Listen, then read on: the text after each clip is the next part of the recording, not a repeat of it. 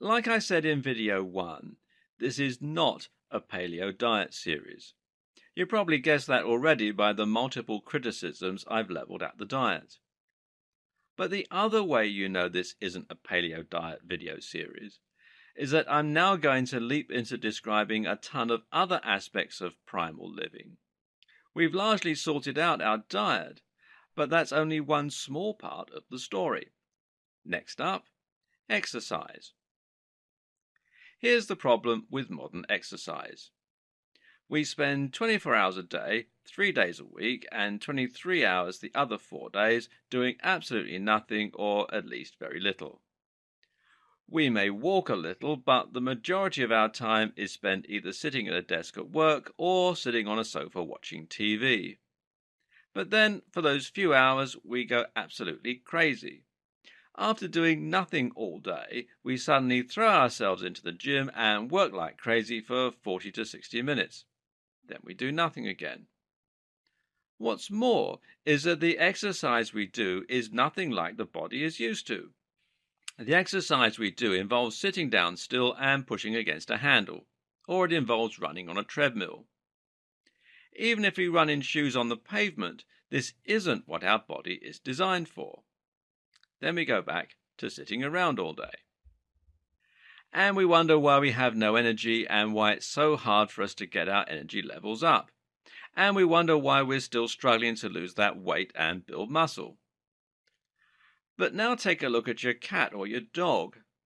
Chances are that the story is quite different for them. They're either running around, eating, or sleeping. They very rarely will just sit at all. The same is even true in the wild. How often do you find a pigeon just sitting and watching the traffic? They're either flying around, looking for food, or sleeping. They exercise all the time, and then they lie down and recover. Now let's take a look at our evolutionary history again. How would we have lived in the wild?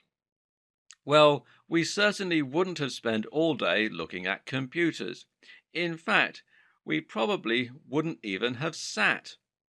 We didn't have chairs, and if we look at primitive man, we'll find that they would squat rather than sit. During the days, we would have been either hunting or gathering. That would mean tracking animals long distances for hours on end. We'd have carved stone tools, we'd have wrestled with animals, and we'd have gotten into fights with other humans. And then we'd have slept. So in other words, we were almost always active, or we were sleeping.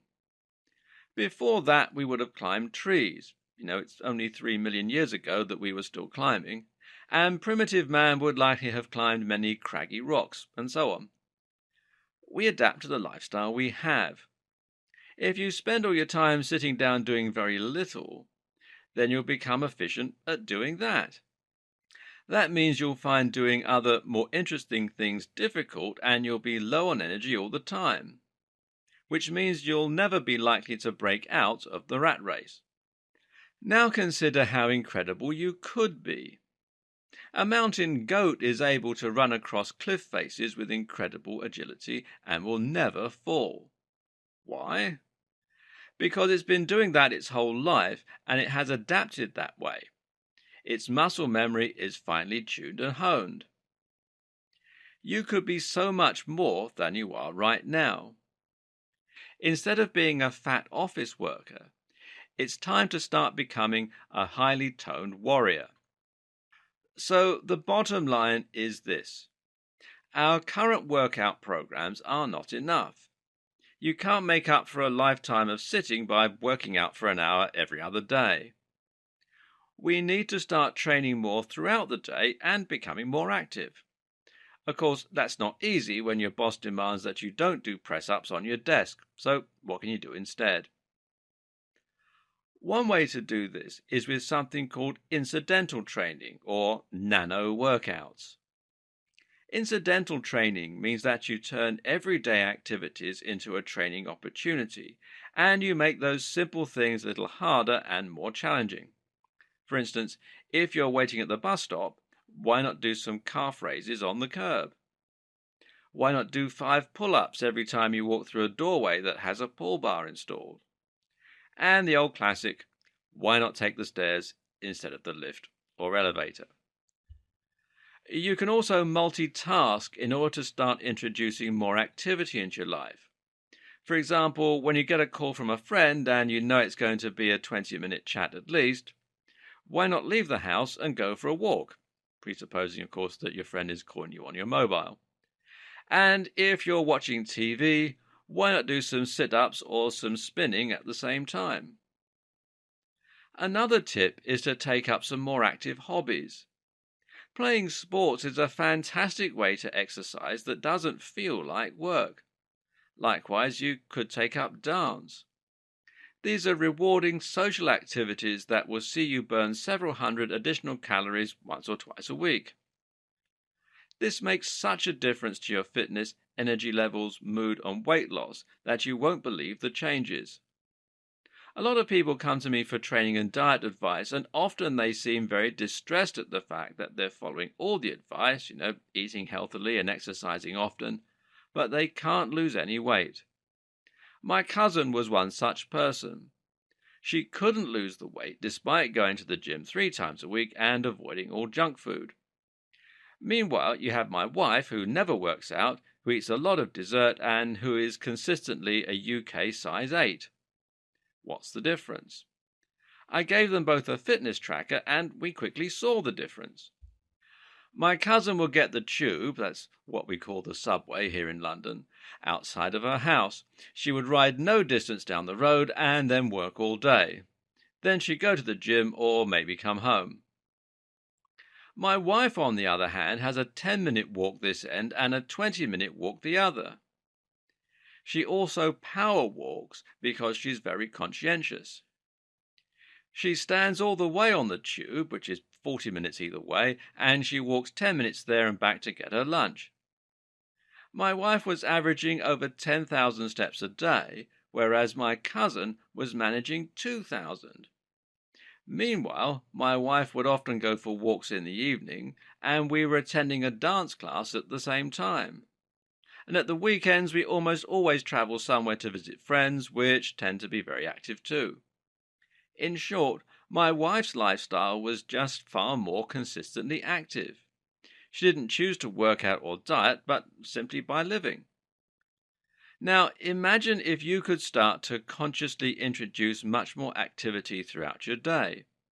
Instead of thinking in terms of exercising or not exercising, you're now walking, doing calf raises, doing pull-ups, dancing, curling the shopping bags. Throughout the day, you're burning extra calories at every opportunity, and your body will respond. Then you have your nano workouts. Now, these are short bursts of exercise that you do anywhere and that will normally only require your body weight. It might mean that you do 50 press-ups or 50 sit-ups and 50 pull-ups. This is such a fast workout that it won't make you sweaty, and it'll be easy to convince yourself to find the time and motivation. Does it replace an in-depth workout? No, but it keeps you burning more calories throughout the day. It strengthens your heart, and it even boosts your mood and energy levels. In short, this is the perfect way to augment your current training program. Plus, this is an excellent minimum baseline. In other words, even if you don't manage to do any other exercise that day, you'll know you've done at least this amount of training, and that in turn means that you'll be better off than someone who did nothing. This trains your body to be consistently ready, to be far more energy efficient, and to burn fat throughout the day. And it prevents that lethargy and staleness from setting in. Take this excerpt from Men's Health magazine that examines the study on micro-workouts. If you're stuck working an 80-hour work week, Jack says that taking a few minutes every hour or so will keep your mind fresh and your body engaged. It'll keep you mentally and emotionally sound until you can bring your activity levels up again, he says. In fact, you can do more than minimize the damage of sitting all day, says researcher Eric Fries, PhD, who recently studied the benefits of sprint workouts for his dissertation at the University of Georgia. Quote, "It's possible for an athlete to maintain or even increase fitness using short bursts of energy," end quote. he says. Freeze ran subjects through 4 30-second bursts of all-out cycling sprints 3 days a week over a 6-week period, starting at 4 sets and gradually increasing to 8 sets. We saw improvements across the board, Freeze said. Lowered triglyceride levels, increased mental energy, and improved overall mood as well.